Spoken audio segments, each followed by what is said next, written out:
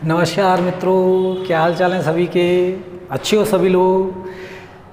चलो मित्रों, इस क्लास में हम लोग पॉलिटिकल का टॉपिक लेंगे। मित्रों पॉलिटिकल में स्टार्टिंग से हम लोग स्टार्ट करते हैं। मित्रों सबसे पहले आप लोगों को मैं बता दूं कि पॉलिटिकल एक पढ़ने का या कोई भी जीके का कोई भी सब्जेक्ट है, उसको पढ़ने का एक तरीका होता है।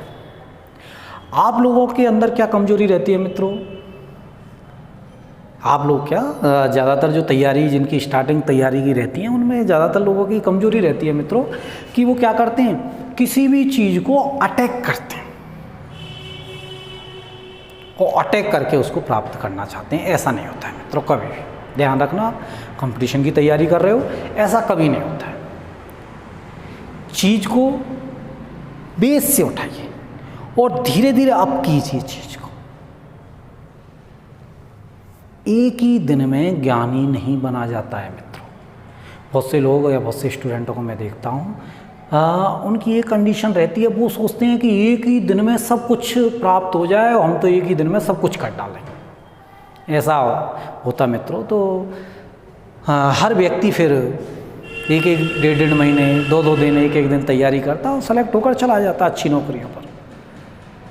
बाकी ऐसा नहीं होता है मित्रों। वो कहा जाता है ना, हीरे को जितना रगड़ोगे उतने चमकेगा वो। तो इसलिए आपका ये शरीर है, इसको जितना आप रगड़ोगे, जितना काम में लोगे, उतना ही चमकेगा है मित्रों। ऐसा नहीं कि कीड़े मकोड़ी की तरह आए और चले गए। कुछ ऐसा करके जाओ मित्रों कि आपकी अगली पीढ़ियों तक आपको याद किया जाए कि हाँ कोई व्यक्ति था या उसने ऐसा किया। कुछ ऐसा होना चाहिए मित्रों। बाकी ऐसे जिंदगी तो हर व्यक्ति जीता है। कौन नहीं जीता बताइए? हर व्यक्ति जीता है जिंदगी। आप मैं या अंबानी या टाटा कोई अलग से जिंदगी थोड़ी जी रहे हैं। सब एक जैसा ह्यूमन नेचर है, सब एक जैसी जिंदगी जी रहे हैं। क्या अंतर है? लेकिन कुछ लोग ऐसे हैं जो कुछ करके जाते हैं, इसलिए आप उनका नाम जानते हो। जैसा भी आपने कह दिया कि अंबानी है, टाटा है, उनका नाम आप क्यों जान रहे हैं? इसका भी तो एक रीज़न है जानने का, क्योंकि उन्होंने ज़िंदगी में कुछ ऐसा किया है कि मजबूर किया है आपको जानने के लिए, और आपने ऐसा अब तक कुछ नहीं किया है कि लोग आपको जाने। आप कुछ कीजिए देश में, समाज में, जिससे आपको लोग जाने और जानने के इच्छुक हों। सदैव ध्यान रखो, आप इतनी बुलंदी पर पहुंचो, इतनी बुलंदी हासिल करो कि लोग आपको सर्च करें। ऐसा नहीं कि लोगों के पीछे आप भागो, पूरा लोगों का कारवा आपके पीछे चलना चाहिए। जिंदगी में ऐसा कुछ करके जाओ मित्रों। इसी के साथ हम लोग इस क्लास को स्टार्ट करते हैं। देखो मित्रों, आपको मैं बताता हूं कि जो पॉलिटिकल है उसको पढ़ने से पहले हम थोड़ी सी उसकी व्यवस्थाओं को जानने की कोशिश करते हैं मित्रों। क्या व्यवस्थाओं को जानने की कोशिश करते हैं, देखते हैं हम लोग। सबसे पहले हम लोग देखते हैं कि एक जो सरकार है, अभी जो सरकार है, यदि इस सरकार में आप लोग देखोगे तो सबसे पहले बात ये आती है मित्रों, ये जो सरकार है, आप ये बताइए कि सरकार है कौन? भैया आप रातों दिन कहते हो गवर्नमेंट है, गवर्नमेंट है। बताइए गवर्नमेंट क्यों? क्या मोदी गवर्नमेंट है? कि आप राजस्थान की बात करो, क्या अशोक गहलोत गवर्नमेंट है? नहीं है, ऐसा नहीं है। अरे ये सब गवर्नमेंट आप लोगों के सहयोग से चल रही है मित्रों। आप उठा लीजिए कोई सी भी पॉलिसी गवर्नमेंट की, कोई सी भी पॉलिसी उठाकर देख लो आप गवर्नमेंट की, जिसमें लोगों का सहयोग नहीं है, वो प्रत्येक पॉलिसी फैले जन गवर्नमेंट की, चाहे गवर्नमेंट ने अपने आप को झोंक दिया हो उस पॉलिसी में। अब उठाओ कोई सी भी पॉलिसी उठा लेना आप। इसका मतलब है ऐसा। आप लोग देखते हो स्वच्छ भारत मिशन वाली जो चल रही है, उसमें जगह जगह क्या लगाई गई है? डस्टबिन लगाई गई। हम सब लोग का नैतिक कर्तव्य बनता है एक सभ्य नागरिक होने के नाते कि जो भी कचरा है वो कहाँ डालें, डस्टबिन में डालें। लेकिन कई चीज़ें बहुत खतरनाक हैं मित्रों हिंदुस्तान में। आप कभी गौर करना मित्रों, आपको भी हंसी आएगी, आप कभी गौर करना मित्रों कि डस्टबिन खाली रहती है अंदर से और उसके चारों कचरा ही कचरा इकट्ठा रहता है। इसका मतलब हम लोग सहयोग नहीं कर रहे। यदि हम लोग सहयोग करते तो वो कचरा कहाँ होता, डस्टबिन में होता, बाहर गंदगी नहीं फैलती। तो बताइए अब सरकार क्या करेगी इसमें? इसमें अशोक गहलोत जी क्या करेंगे, मोदी साहब क्या करेंगे, कौन क्या करेगा? कोई कुछ नहीं कर सकता। इसका मतलब किसी भी सरकार की योजना को एक व्यवस्थित चलाने के लिए जनता का भी सहयोग होना आवश्यक है। जनता के बिना लोकतंत्र में कुछ नहीं हो सकता मित्रों, सब कुछ जनता है। केवल शर्त एक है कि जनता जागरूक होनी चाहिए। इस चीज़ की हमारे देश में थोड़ी सी कमी है कि जनता ज़्यादा जागरूक नहीं है। पीछे से तरह तरह की बातें कह सकते हो आप लोग, हो सकता है राहुल गांधी की बुराई कर दो, नरेंद्र मोदी की आप बुराई कर दो, या अशोक गहलोत की आप बुराई कर दो, लेकिन जैसे ही ये सब बाहर सामने होंगे आपके, आप बुराई करना बंद कर देते हो। ये थोड़ा सा अंतर है हम लोगों में। बाकी बाद में हम लोग कहते रहते हैं कि ऐसे ही चलना चाहिए, देश को ऐसे चलाना चाहिए। ऐसा नहीं है। आप भी उस पद पर जब बैठोगे तो आपकी भी कोशिशें रहेंगी कि आप सबसे अच्छे लीडर हों। आप जो गवर्नमेंट जॉब लग जाओगे, किसी डिपार्टमेंट के हेड बनोगे आप लोग, तो क्या आपकी कोशिश ये रहेगी कि आपकी छवि खराब हो? नहीं रहेगी। आप सदैव चाहोगे कि आपकी छवि बहुत अच्छी होनी चाहिए, आपका नाम होना चाहिए, देश विदेश हर जगह आपका नाम होना चाहिए। ये लोग भी ऐसा ही सोचते हैं, ऐसी बात नहीं। ये लोग भी जब उच्च पदों पर बैठे हैं तो इनकी भी सोच यही है कि इनके नाम होने चाहिए, नाम अमर रहने चाहिए। तो इनकी कोशिश भी रहती है कि अच्छे से अच्छा कार्य किया जाए मित्रों। तो ये जो सरकार है, इस सरकार पर यदि बात की जाए तो सरकार में सबसे पहले हम लोग देखते हैं कि सरकार के कुल कितने अंग होते हैं मित्रों। देखो, ये जैसे ही आपके समझ में आएगी मित्रों, बहुत सारी चीज़ें पॉलिटिकल की समझ में आने लग जाएंगी। सरकार के कुल कितने अंग होते हैं मित्रों, तो आपको ध्यान रखना है मित्रों, ये 3 का आंकड़ा बड़ा खतरनाक है। 3 का जो आंकड़ा है वो बहुत ही खतरनाक है मित्रों। कई सब चीज़ों को हमारे यहाँ पर रिप्रेजेंट गलत तरीके से कर दिया गया। जैसे आप लोग कहते हो ना 3 का अंक, कोई भी 3 चीज़ करो, आप लोग कहते हो नहीं यार अच्छा नहीं है, इसको 4 कर लो, 5 कर लो। क्यों? 3 में क्या बुराई? कोई बुराई नहीं है 3 में। जैसे आप लोग देखते हो ना, एक शब्द है राम नाम सत्य। आप कभी इसको घर में यूज लेना, सामान्य रूप से बैठे बैठे घर वाले कहेंगे पागल हो गए कैसे, क्या बोल रहा है, लेकिन बात सही है, बात सही है बिल्कुल। लेकिन और भी शब्द हैं, जैसे आपको एक शब्द और बताऊं, बलात्कार।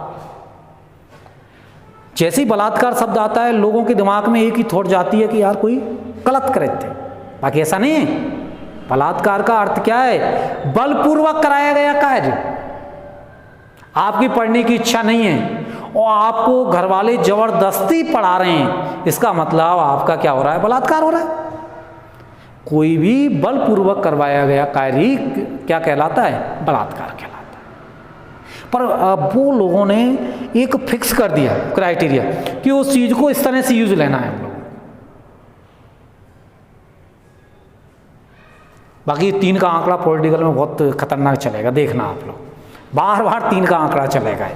तो सरकार के कुल कितने अंग हैं? 3 अंग हैं मित्रों। अब सरकार के जो 3 अंग हैं मित्रों वो कौन कौन से हैं? तो सरकार के 3 अंग, ये जैसे ही आप लोगों के दिमाग में क्लियरिटी आ जाएगी तो बहुत सारी चीज़ें क्लियर हो जाएंगी। ये ध्यान रखना आप लोग। सरकार के कुल कितने अंग हैं तो आप लोगों को ध्यान रखना है, सरकार के कुल कितने अंग हैं। तो सरकार के कुल कितने अंग होते हैं? 3 अंग होते हैं मित्रों। सरकार के 3 अंग कौन कौन से होते हैं? एक तो जो सरकार का जो अंग है वो कौन सा होगा? आपकी विधायिका। सरकार का कौन सा अंग है? विधायिका। या इस विधायिका को ही आप लोग क्या कहते हैं? व्यवस्थापिका। व्यवस्थापिका। तो एक तो सरकार का कौन सा अंग हो गया, विधायिका, या कौन सा अंग हो गया मित्रों, व्यवस्थापिका। एक तो सरकार का अंग हो गया विधायिका या व्यवस्थापिका। एक सरकार का अंग दूसरा कौन सा होता है, कार्यपालिका। कौन सा अंग है सरकार का, कार्यपालिका।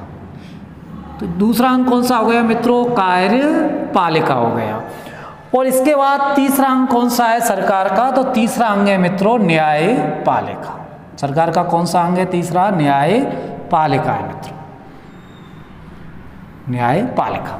तो एक तो हो गई विधायिका या व्यवस्थापिका, एक कौन सा है आपके, कार्यपालिका, एक कौन सा अंग है, न्यायपालिका।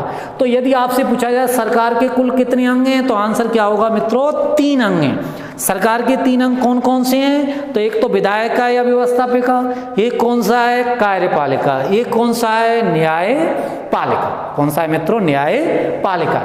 अब ये जो विधायिका या व्यवस्थापिका क्या करेगी, विधायिका विधान बनाएगी, कानून बनाने का कार्य करेगी। तो इसने कानून बनाया विधायिका ने, अब उस कानून को आगे क्रियान्वित कौन करेगी, तो कार्यपालिका। यदि आपसे पूछा जाए कौन सा सरकार का अंग कानूनों को क्रियान्वित करता है या विधानों को क्रियान्वित करता है, तो कार्यपालिका। वो उनकी जो समीक्षा करती है कि कानून ठीक है या नहीं, उन सारे कार्यों को देखने का कार्य कौन करती है, न्यायपालिका करती है। तो कानून बनाएगी कौन, विधायिका या व्यवस्थापिका। कानून को आगे कौन बढ़ाएगा, मतलब क्रियान्वित कौन करेगा, तो मित्रों कार्यपालिका करेगी। और न्यायपालिका क्या करेगी, कानून की समीक्षा करती है। कानून की क्या करती है मित्रों, समीक्षा करती है। समीक्षा 2 प्रकार की होती है, आगे चलकर हम लोग पढ़ेंगे। एक न्यायिक पुनरावलोकन होता है, एक न्यायिक सक्रियता होती है। न्यायिक पुनरावलोकन क्या होता है, न्यायिक सक्रियता क्या होती है, आगे चलकर पूरे की डिटेल में चर्चा करेंगे मित्रों। तो विधायिका या व्यवस्थापिका, कार्यपालिका, और एक क्या हो गई आपकी, न्यायपालिका हो गई। अब ये जो विधायिका या व्यवस्थापिका है, इस विधायिका या व्यवस्थापिका के बारे में यदि आप लोग देखोगे, तो विधायिका या व्यवस्थापिका को जब आप यूएनओ के लेवल पर पढ़ते हो, इसको आपको मैं बताऊं, जब आप यूएनओ के लेवल पर इसको पढ़ोगे, विश्व के स्तर पर इसको आप लोग पढ़ोगे, तो इस विधायिका या व्यवस्थापिका का जो नाम होगा, विधायिका या व्यवस्थापिका का जो मित्रों नाम होगा, वो क्या होगा, महासभा होगा। क्या होगा मित्रों, महासभा होगा। लेकिन जब भारत के लेवल पर आप इसको पढ़ोगे विधायिका या व्यवस्थापिका को, तो देश के लेवल पर इसका नाम, मतलब भारत में इसका नाम क्या हो जाएगा, संसद हो जाएगा। अब अलग अलग देशों में संसद को अलग अलग नामों से जाना जाता है, उस पर भी हम लोग एक वीडियो बनाएंगे। तो विधायिका या व्यवस्थापिका को देश में क्या कहा जाएगा, संसद। विश्व स्तर पर क्या है, महासभा, जो यूएनओ की है आपके।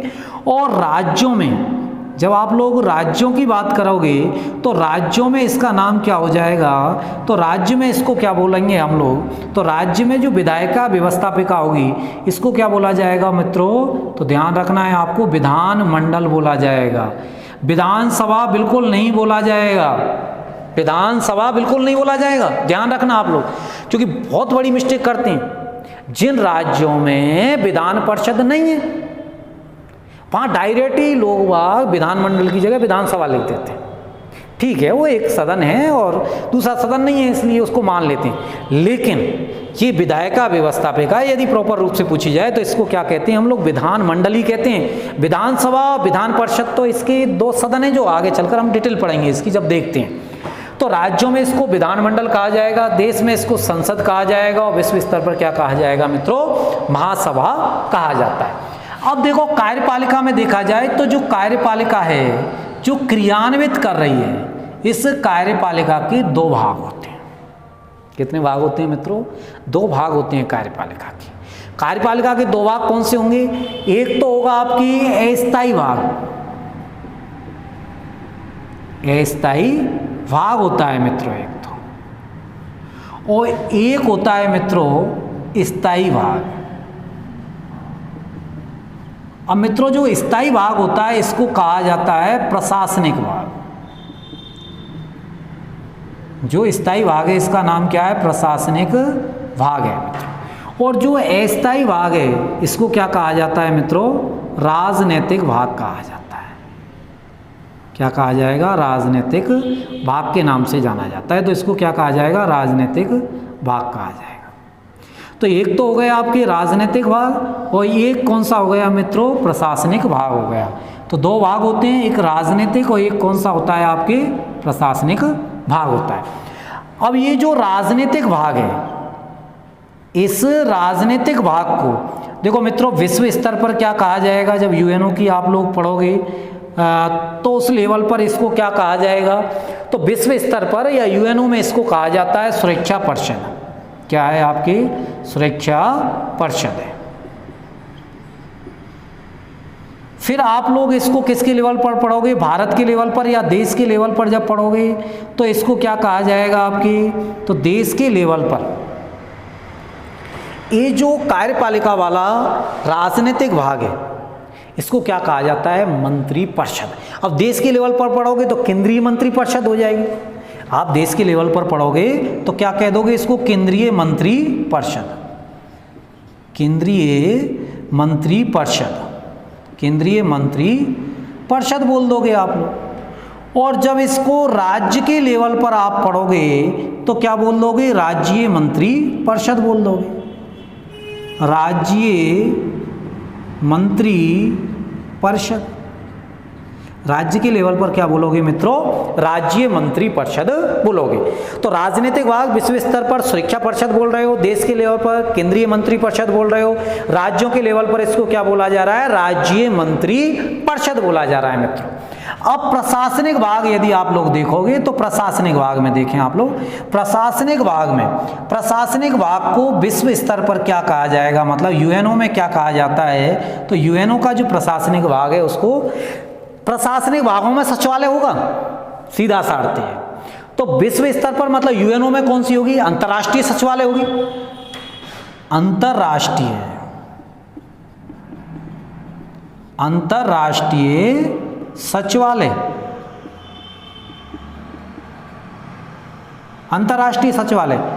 जब इसको भारत या देश के लेवल पर बोलोगे तो क्या बोलोगे, केंद्रीय सचिवालय। क्या बोलोगे मित्रों, केंद्रीय सचिवालय बोलोगे।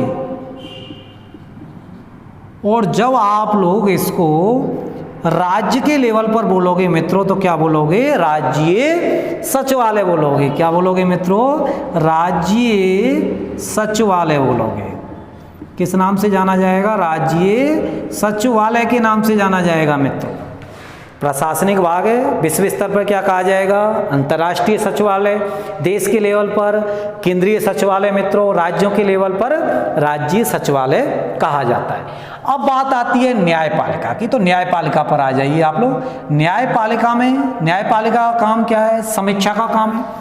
अब न्यायपालिका पर हम लोग बात करें तो विश्व स्तर पर, या एक तरह से आप कह सकते हो विश्व की न्यायपालिका को क्या कहा जाता है, तो विश्व स्तर पर ये जो न्यायपालिका है उसको किस नाम से जाना जाएगा, तो विश्व स्तर पर यदि आप लोग देखोगे तो विश्व स्तर पर न्यायपालिका को अंतर्राष्ट्रीय न्यायपालिका कहा जाएगा मित्रों, अंतर्राष्ट्रीय न्यायपालिका, अंतर्राष्ट्रीय न्यायपालिका, इंटरनेशनल कोर्ट, आईसी। क्या कहोगे आप लोग, इंटरनेशनल कोर्ट बोलोगे, आईसी बोलोगे। तो विश्व स्तर पर इसको क्या कहा जाता है, अंतर्राष्ट्रीय न्यायपालिका कहा जाता है। जब इसको आप लोगों को देश के लेवल पर बोलना हो मित्रों, तो देश के लेवल पर क्या बोलोगे, तो देश के लेवल पर इसको क्या बोलोगे, सुप्रीम कोर्ट। भारत में क्या है, सुप्रीम कोर्ट या उच्चतम न्यायालय या सर्वोच्च न्यायालय, उच्चतम न्यायालय या न्यायपालिका या सर्वोच्च न्यायपालिका। और राज्यों के लेवल पर क्या हो जाएगा, तो राज्यों के लेवल पर हो जाएगा आपके उच्च न्यायालय। राज्यों के लेवल पर क्या होगा मित्रों, उच्च न्यायालय होगा। यहां पर न्यायपालिका में कॉन्सेप्ट ग्राम न्यायालय का और है, आपके ग्राम न्यायालय का और है। देश का पहला ग्राम न्यायालय एमपी में बना था और राजस्थान का पहला ग्राम न्यायालय बस्सी जयपुर में बनाया गया था, उसके बारे में भी हम लोग पढ़ेंगे जब न्यायपालिकाओं को डिटेल से पढ़ेंगे। तो ये प्रारूप रहते हैं आपके सरकार के अंदर। तो सरकार के अंदर आप लोग देखोगे कि सरकार के कुल कितने अंग हैं? 3 अंग हैं। 3 कौन कौन से हैं? विधायिका या व्यवस्थापिका, कार्यपालिका और न्यायपालिका। विधायिका क्या बनाएगी? कानून बनाएगी।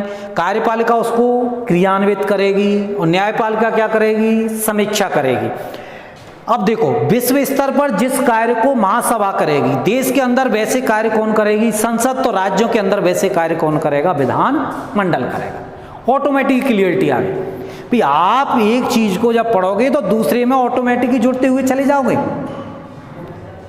ऐसे इसी जगह यहाँ जैसे मंत्रिपरिषद यहाँ जो कार्य करेगी देश के लेवल पर, राज्यों की मंत्रिपरिषद राज्य के लेवल पर कार्य करेगी उसी प्रकार के। यहाँ जो सचिवालय कार्य करेगी केंद्र के लेवल पर, राज्यों के लेवल पर राज्य सचिवालय उस तरह के कार्य करने लग जाएगी। तो इस तरह के इस प्रतिरूप में आप लोग देखोगे, जैसे उच्चतम न्यायालय, उसी तरह से स्टेट लेवल पर कौन कार्य करेगा? उच्च न्यायालय कार्य करेगा आपके। तो ये सरकारों का क्या है? एक प्रतिरूप है। सरकार के 3 अंग होते हैं। 3 अंग किस तरह से हैं? कौन कौन सी चीज़ों को उन अंगों में पढ़ना है? एक तरह से आपके सामने ये एक डाटा तैयार हो गया। सरकार का एक डाटा तैयार हो गया कि सरकार में कौन कौन सी चीज़ों को पढ़ना है। किस तरह से पढ़ोगे आप लोग? संसद को कैसे पढ़ना है, विधानमंडल को कहाँ पढ़ना है, फिर उसके बाद में मंत्रिपरिषद को किस तरह से पढ़ना है, सचिवालय को कहाँ पढ़ना है, आपके न्यायपालिकाओं को किस तरह से पढ़ना है। आपके दिमाग में एक फ्रेमवर्क तैयार हो गया इस चीज़ को लेकर, सरकार को लेकर। अब सरकार को लेकर जब फ्रेमवर्क तैयार हो गया, हमारी कोशिश रहेगी मित्रों कि इस चैनल पर आपको संपूर्ण पॉलिटिकल उपलब्ध कराई जाएगी जो हर एग्जाम के लिए काम देगी आप लोगों के लिए, प्रत्येक एग्जाम के लिए काम देगी आप लोगों के लिए। अब इसमें हम लोग विश्व स्तर से स्टार्ट कर लो या यहाँ से स्टार्ट कर लो या यहाँ से स्टार्ट कर लो, आपकी इच्छा हो जैसे स्टार्ट कर लो। इस चीज़ को कोई भी एक चीज़ को ठीक प्रकार से पढ़ लो, ऑटोमेटिकली चीज़ें लिंक होती हुई चली जाती हैं मित्रों, ऑटोमेटिकली लिंक होती हुई चली जाती हैं। तो ये मित्रों सरकार की व्यवस्था है। इससे आगे हम लोग अगली वीडियो में देखते हैं। जब तक आप लोगों को इंतज़ार करना होगा। मित्रों यदि आपको वीडियो अच्छा लगा हो तो इसको अपने मित्रों के लिए शेयर करें, जिससे वो लोग भी इसका लाभ ले सकें तथा चैनल को सब्सक्राइब करें और इसी तरह की वीडियो लगातार आप लोगों तक पहुंच पाएँ, इसके लिए आप बेल आइकन बटन को भी क्लिक करें। बहुत बहुत धन्यवाद मित्रों। जय हिंद।